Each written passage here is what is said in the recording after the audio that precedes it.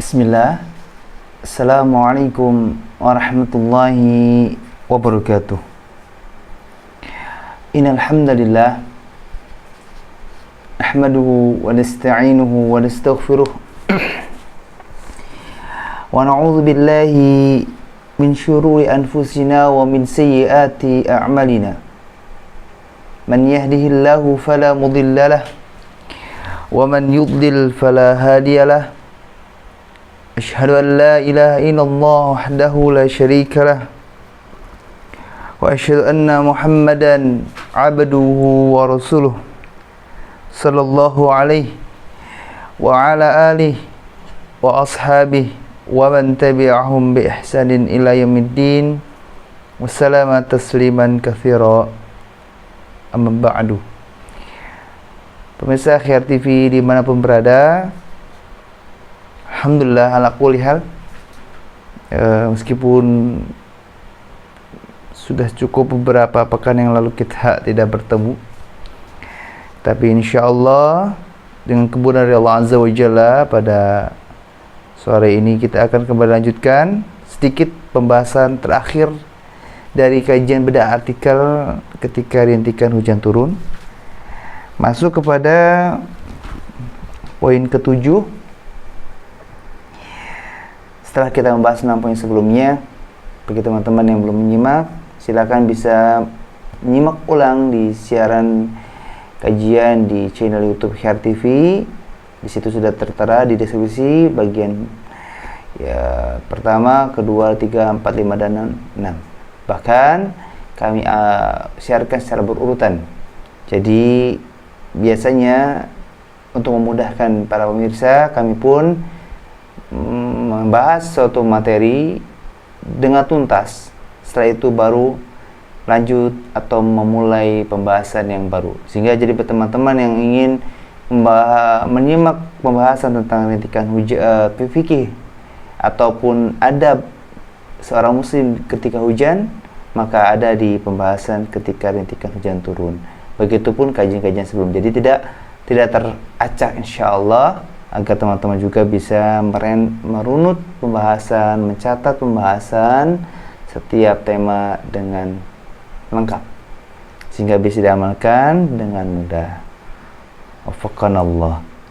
Baik, bagian terakhir tentang mengharap keberkahan Allah dari hujan.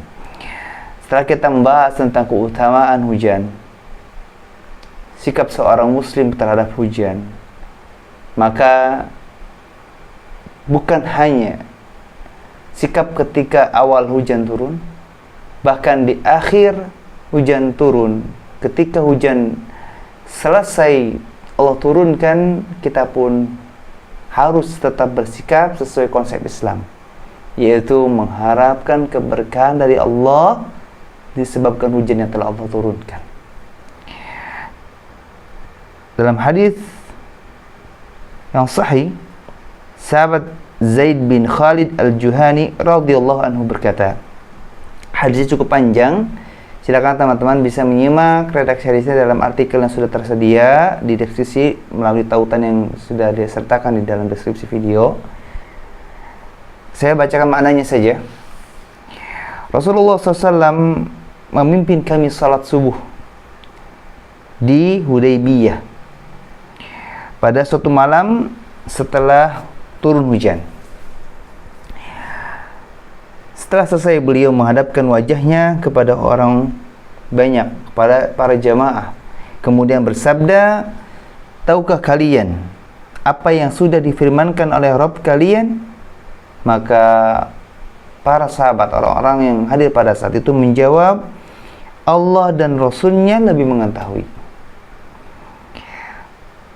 Beliau bersabda, Allah Azza wa Jalla berfirman, ini hadis qudsi, di pagi ini ada hamba-hambaku yang beriman kepadaku dan ada juga yang kafir. Ada seorang yang berkata, hujan turun kepada kita karena karunia Allah dan rahmatnya. Saya ulangi, kata Nabi SAW, di sini memberikan suatu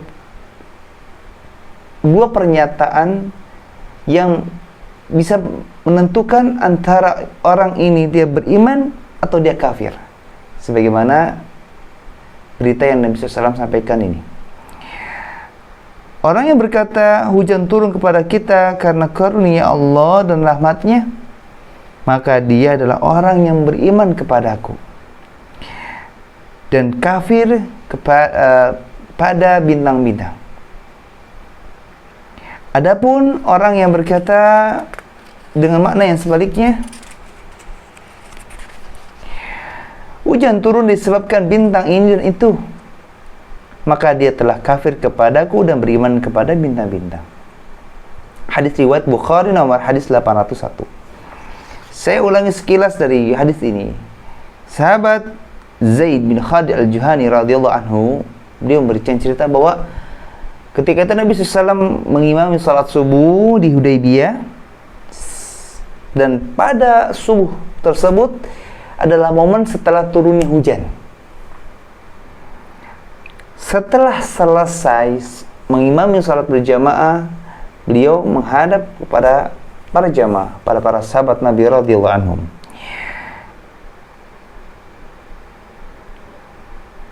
Lalu beliau berkata, tahukah kalian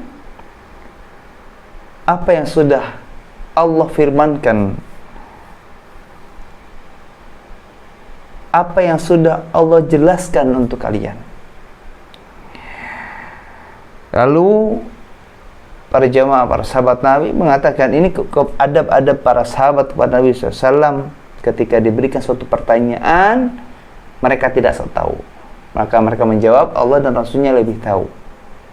Kemudian Nabi SAW mengatakan, membawakan firman Allah Subhanahu wa taala yang benar, bahwa ini adalah hadis qudsi. Nabi SAW hanya menyampaikan kalimat yang Allah Azza wa Jalla sampaikan kepada beliau. Bahwa Allah Subhanahu wa taala berfirman, di pagi ini, di subuh ini, ada hamba-hambaku yang dia beriman kepadaku, dan ada juga yang dia kafir terhadapku. Lalu Nabi SAW menjelaskan, siapa sih orang yang beriman kepadaku pada pagi ini, setelah hujan turun ini? Maka dia adalah orang yang membaca mutirna bifadlillahi wa rahmatih. Hujan turun kepada kita karena karunia Allah dan rahmatnya. Maka orang yang mengatakan kalimat ini ketika hujan selesai turun, dia telah beriman kepada Allah dan kafir kepada bintang-bintang. Sebaliknya orang yang mengatakan binau'i kadza wa kadza, bahwasanya hujan ini turun disebabkan bintang ini dan bintang itu, maka dia telah kafir kepadaku dan beriman kepada bintang-bintang. Kalimat yang pertama yang membuat seseorang beriman kepada Allah karena dia meyakini bahwa hujan yang turun ini dari Allah, bukan dari bintang. Bintang itu makhluk Allah yang dia tidak bisa berbuat apapun kecuali Allah menghendakinya. Sebagaimana pohon, sebagaimana angin dan makhluk Allah lainnya. Maka ini pelajaran untuk kita, jangan pernah mempercayai zodiak atau hal-hal yang semisalnya yang mengaitkan sesuatu kepada sesuatu yang tidak bisa berbuat apapun. Yang menurunkan hujan adalah Allah Azza wa Jalla. Di awal pembahasan ini sudah saya tekankan berulang kali bahwa yang menurunkan hujan adalah Allah Azza wa Jalla, bukan yang lain. Maka orang yang meyakini bahwa hujan turun kepada kita karena karunia Allah dan rahmatnya, dia telah beriman. Maka berdasarkan hadis ini pun kita disunnahkan ketika hujan turun kita membaca doa Allahumma sayyiban nafi'an atau Allahumma sayyiban nafi'an. Antara ada yang menggunakan sad dan menggunakan sin. Kedua-duanya boleh meskipun maknanya berbeda, semuanya boleh. Ya. Silakan teman-teman bisa melihat redaksi doa-doa yang sudah dibahas dalam artikel ini, karena untuk turun hujan, ketika turun hujan saja ada 4 redaksi doa yang bisa kita baca dengan makna yang hampir sama, tapi kalimatnya, lafadznya berbeda. Ketika hujan turun, ambil contoh satu doa, kita membaca doa Allahumma shayban nafi'an. Ketika terdengar suara petir atau halilintar atau geledek, kita membaca doa subhanalladzi yusabbihu ra'du bihamdihi wal malaikatu min khifatihi.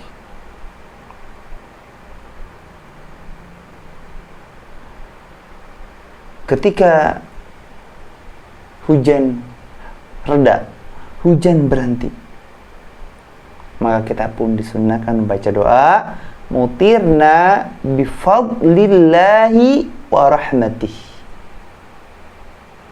Hujan ini turun kepada kami, kepada kita, itu disebabkan karena karunia dan rahmatnya Allah. Itulah tanda orang yang beriman, disebabkan hujan yang telah Allah turunkan. Jangan sampai kita mengaku beriman, tapi setelah hujan turun kita malah menjadi orang yang kafir. Allah Ustaz. Meskipun kita tidak menyatakan hujan ini turun disebabkan bintang, tapi kita malah tidak meyakini.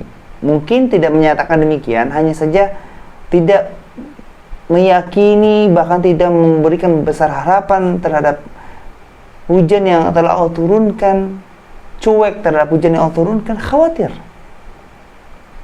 Kita perlahan meninggalkan keyakinan bahwasanya hujan yang telah Allah turunkan ini banyak kebaikan untuk makhluknya, sehingga perlahan kita pun terbawa kepada keadaan orang yang kedua, menjadi kafir setelah hujan turun. Sehingga saya katakan sekali lagi, meskipun tidak harus meyakini, maaf ya, maksud saya tidak harus melafadzkan kalimat-kalimat yang panjang, cukup membaca doa ini saja, mutirna bifadlillahi wa rahmati, dan buktikan keyakinan kita terhadap hujan yang telah turunkan dari Allah dengan terus banyak berdoa, mengharapkan keberkahan, mengharapkan kebaikan dari hujan yang telah turunkan. Kita minta keberkahannya bukan pada hujan, tapi kepada Allah yang telah menurunkan hujan. Minta manfaat tadi, sesuatu yang telah Allah turunkan untuk kita melalui hujan. Bismillah.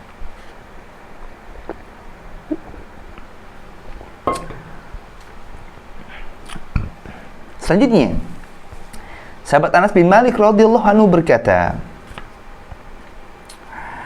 asabana wa nahnu ma'a Rasulillah sallallahu alaihi wasallam matarun. Qala fahasara Rasulullah sallallahu alaihi wasallam thawbahu hatta asabahu minal matari. Faqulna ya Rasulullah lima sana'ta. Kata sahabat Anas bin Malik, kami diguyur hujan ketika bersama Rasulullah sallallahu alaihi wasallam. Lalu beliau membuka pakaiannya sehingga terkena hujan. Lalu kami pun bertanya, wahai Rasulullah, kenapa Anda melakukan hal tersebut? Beliau menjawab, karena hujan ini merupakan rahmat yang diberikan oleh Allah Ta'ala. Hadis riwayat Imam Muslim nomor hadis 1494. Di sini kita mendapatkan contoh hujan-hujanan, praktek dari Nabi SAW hujan-hujanan. Istilah hujan-hujanan itu mudahnya ya, kita membasahi tubuh kita dengan hujan yang telah Allah turunkan, bukan dengan air keran, bukan dengan air PDAM, sanyo dan lainnya. Membasahi tubuh kita dengan air hujan yang Allah turunkan berupa hujan. Hujan-hujanan seperti itu. Di sini ketika Nabi dan para sahabat bersama di suatu keadaan, kemudian hujan turun. Dan pada saat itu juga Nabi SAW membuka pakaiannya, tentunya yang bukan bagian dari aurat, karena kita tahu bagian dari aurat mulai dari pusar ke bawah sampai dengan lutut, ya. Nabi SAW membuka sebagian pakaiannya atau mungkin bagian tubuhnya yang tertutupi pakaian dan sengaja menengadahkan badannya untuk terkena air hujan. Melihat contoh tersebut, sahabat Anas bertanya, ada apa Anda melakukan hal tersebut? Maka Nabi menjawab, karena hujan ini merupakan rahmat yang diberikan oleh Allah Ta'ala. Nabi SAW orang yang sudah Allah jaga dari keburukan, yang sudah Allah jamin dengan kebaikan. Tapi tetap terus antusias mengharapkan kemanfaatan, keberkahan dari setiap yang telah Allah turunkan untuk para makhluknya. Sekarang kita yang belum mendapatkan jaminan kebaikan, belum mendapatkan jaminan perlindungan dari keburukan, gak butuh merasa cuek terhadap hujan. Malu kita, teman-teman. Seharusnya kitalah yang sangat antusias mengharapkan keberkahan dari hujan yang Allah turunkan. Karena kita orang yang paling butuh. Kayak kita tuh belum makan. Lihat makanan, ayo dapatkan makanan tersebut. Nikmati. Jangan sampai kita lapar, tapi kita cuek, gak mau cari makan, ada makanan gak mau dimakan. Dikatakan ego, tapi butuh. Ya, jangan begitu. Kita buktikan diri kita tuh butuh terhadap kebaikan, keberkahan dari Allah Azza wa Jalla. Imam An-Nawawi rahimahullah menjelaskan, makna dari hadis ini adalah hujan itu rahmat. Hujan adalah rahmat, kasih sayang Allah, kepedulian Allah, yaitu rahmat yang baru saja diciptakan oleh Allah Ta'ala. Maka sebab itu Nabi SAW bertabaruk, mengambil berkah dari hujan tersebut. Dalam hadis ini terdapat dalil bahwa bagi ulama Syafi'iyah tentang dianjurkannya menyingkap sebagian badan selain aurat pada awal turunnya hujan agar terguyur air hujan tersebut, dan mereka juga berdalil dari hadis ini bahwa seseorang yang tidak memiliki keutamaan apabila melihat orang yang lebih berilmu melakukan sesuatu yang dia tidak ketahui, hendaknya dia menanyakan tentang hal tersebut untuk diajari terlebih dahulu, lalu dia mengamalkannya dan mengajarkannya kepada yang lain. Syarah Sahih Muslim jilid 6 halaman 196. Luar biasa. Imam An-Nawawi rahimahullah bukan hanya menjelaskan satu poin tentang hadis tersebut. Pertama, sudah jelas. Di sini kita diajarkan cara bertabaruk, meminta kebaikan, meminta keberkahan dari hujan yang telah Allah turunkan dengan menyingkap sebagian pakaian kita agar bagian badan kita bisa terkena air hujan, bisa langsung terkena tetesan hujan. Di sini pun saya perlu rinci. Dimaksudkan hujan-hujanan yang disyariatkan yang mengandung pahala karena mengikuti sunnah Nabi ini adalah pertama dilakukan pada saat awal hujan turun. Ketika ritik tik tik tik barulah buka. Tidak perlu tunggu hujan besar. Begitu ritikan hujan di masa-masa awal turun, baru kita segera sikap pakaian kita yang bukan bagian dari aurat tubuh kita, sehingga kita bisa menengadahkan tubuh kita tersebut untuk terkena tetesan hujan di awal turun. Yang kedua, tidak perlu lama-lama. Sehingga bagi kita yang dilema mau hujan-hujanan takut demam, mau hujan-hujanan takut kembung dan semisalnya, apalagi bagi kita yang ragu juga untuk mengizinkan anak kita hujan-hujanan karena kita polanya hujan-hujanan itu lama. Jangan sampai tunggu jari-jari kita keriput karena kedinginan, jangan. Pertama, tadi saya ulangi, membuka pakaian kita atau menengadahkan tubuh kita agar terkena tetesan air hujan itu pada saat awal hujan turun. Lalu yang kedua, jangan lama-lama, tidak perlu lama-lama, sebentar saja.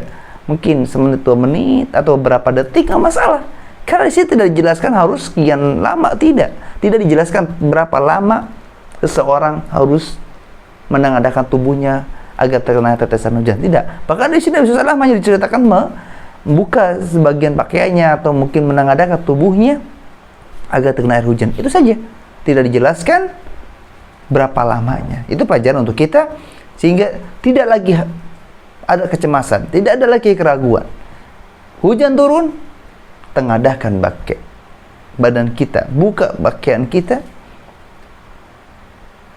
agar terkena air hujan. Tentu kalau memang pakaian pada saat itu kita mungkin pakaian yang dibutuhkan untuk kegiatan-kegiatan yang formal, ya mudah-mudahan pada saat itu kita bisa langsung menyikapkan, mengkondisikan pakaian kita agar tetap terjaga, disimpan dulu misalnya. Tidak perlu juga dibuka, kancingnya dibrepet gitu akhirnya sobek. Tidak begitu caranya. Buka dengan baik agar tidak bermadharat untuk kita selanjutnya, tidak merugikan kita. Ya, syukur alhamdulillah misalkan tempat tinggal kita misalkan pagarnya tinggi sehingga ketika kita buka baju kita pun tetap menggunakan celana misalnya, tapi tetap tidak terlihat dari orang lain misalkan, itu lebih aman. Tapi kalau emang tempat kita terbatas, rumah kita pagarnya tidak tinggi, apalagi tidak berpagar, buka sebagian yang tidak bagian aurat dari pusar ke atas lah, intinya begitu ya, untuk terkena air hujan. Yang kedua, tidak perlu lama-lama. Ajarkan anak-anak kita pun demikian. Kenalkan mereka perlahan terhadap sunnah-sunnah Nabi Sallallahu Alaihi Wasallam. Jadi kalau kita hujan-hujanan atau anak-anak kita hujan-hujanan hanya di awal hujan turun seperti yang contoh oleh Nabi dan tidak terlalu lama, insya Allah dengan izin Allah tidak ada madarat, kembung, demam dan penyakit jenis misalnya. Jangan sampai kita mengaitkan adanya penyakit dari amalan sunnah ini atau amalan-amalan yang lainnya, tidak ada. Kalau saja hujan-hujan ada madarat, tentu Nabi SAW tidak akan mencontohkan ini, ataupun kalau mencontohkan ada pengecualian, tidak berlaku untuk anak-anak dan penderita penyakit ini, gitu kan? Ini tidak ada. Sekali lagi, dua hal tadi, dua syarat ketentuan tadi harus diperhatikan. Hanya di awal dan tidak terlalu lama ketika hujan-hujanan, agar kita atau anak-anak kita, mungkin istri kita juga, tapi tetap kalau para istri tidak disarankan untuk mengikuti hal ini di luar rumah. Syukur alhamdulillah punya pekarangan sendiri, temboknya tinggi, jadi tempat jemuran pakaiannya aman meskipun terkena terik matahari atau terkena air hujan, tapi tetap tertutup. Nah itu nggak masalah. Tapi kalau terbuka blong-blong begitu ya jangan. Ya ini contohnya dari Nabi SAW, dan sebetulnya secara umum boleh siapapun boleh, terkhusus para laki-laki yang memiliki batasan aurat yang lebih longgar daripada para wanita.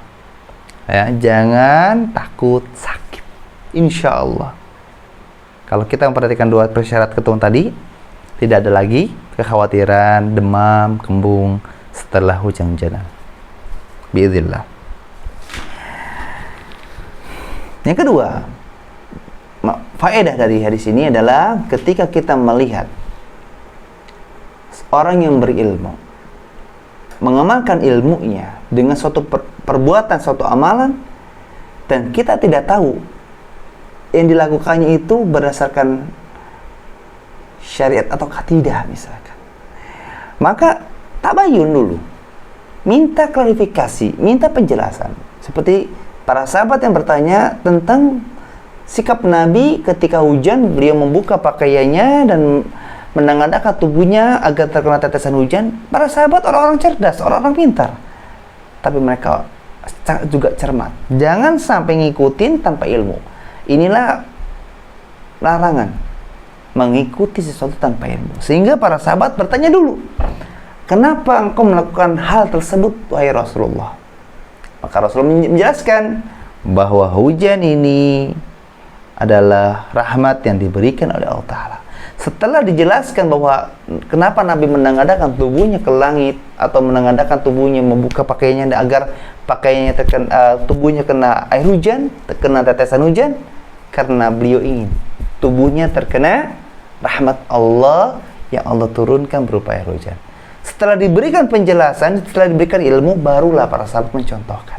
Ini pun sama.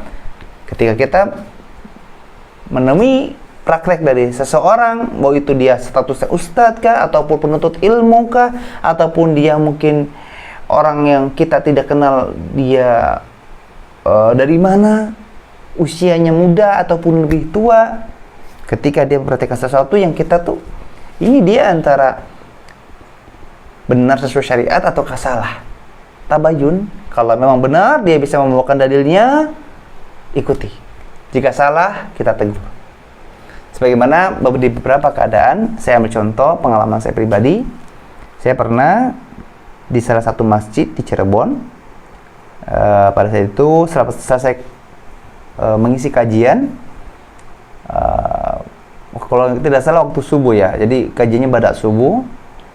Selesai kajian hingga syuruk ya, kemudian kita salat duha di awal waktu ya. Kemudian selesai sholat, karena pada situ saya juga mengamalkan sunnah Nabi dalam sholat, yaitu sholatnya dalam keadaan duduk. Karena ingat, salah satu sunnah Nabi SAW adalah ketika sholat sunnah, ingatlah sunnah ya, bukan sholat wajib. Sholat sunnah, mau kita dalam keadaan sehat ataupun tidak sehat, kita boleh dalam keadaan duduk. Kemudian ada salah satu jamaah, ternyata dia memperhatikan. Dia sholatnya di samping saya. Dia selesai sholat, menunggu saya selesai juga. Selesai saya sholat, selesai salam, dia langsung bilang, tadi Ustaz sholatnya duduk, apakah Ustaz sedang sakit? Saya bilang, ya tidak. Lalu kenapa Ustaz duduk? Nah, ini maknanya meskipun kalimatnya berbeda, tapi intinya sama. Menanyakan suatu perbuatan yang telah kita lakukan. Kalau benar, mungkin itu akan menjadi ilmu untuk dia, itu dia bisa mengamalkannya. Ketika salah, mungkin itu ada peluang untuk mereka untuk menegur kita atau mengingatkan kita. Saya jelaskan berdasarkan hadis riwayat atau Broni dan lainnya. Saya jelaskan begini, ada di kitab sifat salat Nabi dan seterusnya. Itu obrolannya cukup panjang. Akhirnya Masya Allah, la quwwata illa billah, dengan taufik Allah, dia pun mungkin paham dan dia baru tahu. Akhirnya di esok harinya dia mengamalkannya. Ini salah satu contoh saja. Jadi ini berkaitan dengan hal apapun ya. Kalau itu berkaitan dengan syariat, klarifikasi, minta penjelasan. Jangan hanya kepo dalam masalah dunia, kepo juga dalam masalah akhirat, agar kita tidak tertinggal dari kebaikan yang telah Allah syariatkan melalui sunnah Nabi Sallallahu Alaihi Wasallam. Ini pun sesuai dengan nasihat dari Bukhari rahimahullah dalam muqaddimah kitab Sahih Bukharinya. Dia menjelaskan al-ilmu qabla al-qawli wal amal.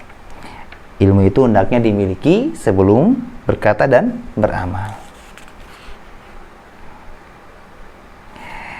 Kita lanjutkan, masih berkaitan dengan keberkahan dalam hujan. Tadi adalah contoh dari Nabi SAW. Ada contoh lain dari salah satu sahabat Nabi radhiyallahu anhu. Sahabat Abdullah bin Abbas radhiyallahu anhuma berkata, "Annahu kana idza amtaratis sama'u yaqulu ya jariyah akhriji sarji akhriji thiyabi wa yaqulu wa nazzalna minas sama'i ma'an mubarakan." Kata Abdullah bin Abbas, apabila turun hujan, beliau mengatakan, "Wahai jariyah, keluarkanlah pelanaku juga bajuku." Lalu beliau membacakan sebuah ayat, dan kami itu menurunkan dari langit air yang penuh barakah, air yang banyak manfaatnya. Quran surah Qaf ayat 9. Hadis ini Syalbani menyatakan hadis ini sahih mauquf, hanya perkataan sahabat, dan ini ada dalam kitab Sahih Al-Adab Al-Mufrad nomor hadis 932. Ini ya. Sahabat Nabi Abdullah bin Abbas mencontohkan praktek Nabi. Ketika hujan turun, beliau meminta untuk pelananya dikeluarkan, bajunya dikeluarkan.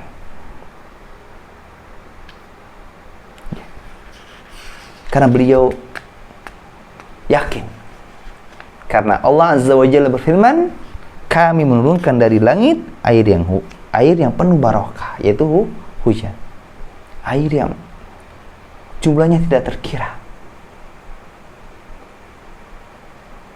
Inilah satu hal yang jangan lupa. Bukan hanya untuk pemahaman, tapi untuk pengamalan. Karena beramal itu tidak cukup tahu, tapi harus mau. Tahu saja tidak akan bermanfaat kalau kita tidak mau mengamalkan ketahuan kita terhadap hal yang sudah kita ketahui. Mungkin itu penjelasan dari saya berkaitan dengan pembahasan ini dan sudah selesai. Alhamdulillah, alladzi bi ni'matihi tatimmu shalihat. Sebagai penutup berkaitan dengan hujan, mau itu kecil ataupun gerimis ataupun berskala besar, baik itu disertai dengan geledek ataupun tidak, disertai angin besar ataupun tidak, tapi selama hujan teruslah amalkan sunnah-sunnah pada saat hujan. Ada doa-doa yang harus kita amalkan, ada sikap-sikap yang harus kita lakukan, mulai dari menjelang hujan hingga berakhirnya hujan. Inilah indahnya syariat Islam. Islam itu sudah sempurna. Masalah hujan saja sudah dibahas, apalagi masalah-masalah yang lainnya. Hindari kalimat-kalimat yang bermakna celaan. Hindari kalimat-kalimat yang tidak berfaedah. Isilah setiap momen hujan, baik dalam kendaraan ataupun ketika bermuk dalam rumah, dengan doa, dengan zikir. Semoga doa dan zikir yang kita lantunkan pada saat itu memberikan manfaat untuk kita. Dan semoga Allah Azza wa Jalla menjadikan ilmu yang sudah kita pelajari menjadi ilmu yang berkah, ilmu yang bermanfaat, sehingga kehidupan kita lebih baik dengan memperbaiki amal ibadah kita pada Allah Azza wa Jalla. Dan semoga Allah Azza wa Jalla menghindarkan kita dari ilmu yang tidak berkah. Dan semoga Allah Azza wa Jalla selalu melimpahkan keberkahannya untuk kehidupan kita beserta keluarga kita. Amin. Subhanakallah bihamdika asyhadu an la ilaha illa anta astaghfiruka wa atubu ilaik. Assalamualaikum warahmatullahi wabarakatuh. Bismillah.